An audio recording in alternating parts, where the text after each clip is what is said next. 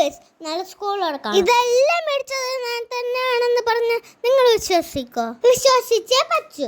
ഒരു വർഷം മുന്നേ അച്ഛൻ എന്നോട് പറഞ്ഞു 10 രൂപന് കോയിൻസ് കണക്ട് ചെയ്താലോന്ന്. ഇത് വെറുതെ ഒരു തമാശയ്ക്ക് തുടങ്ങിയതാ ഈ കോയിൻ കണക്ഷൻ. അങ്ങനെ കോയിൻസ് കളക്ട് ചെയ്ത് എനിക്കതൊരു ഇഷ്ടമായി.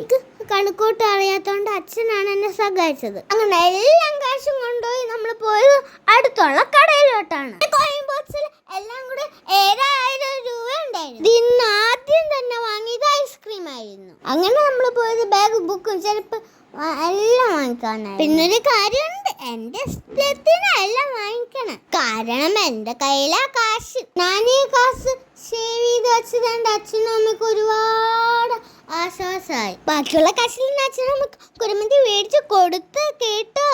കാശുള്ളപ്പോ മന്തി, ഇല്ലാത്തപ്പോ ചമ്മന്തി. അങ്ങനെയാണല്ലോ.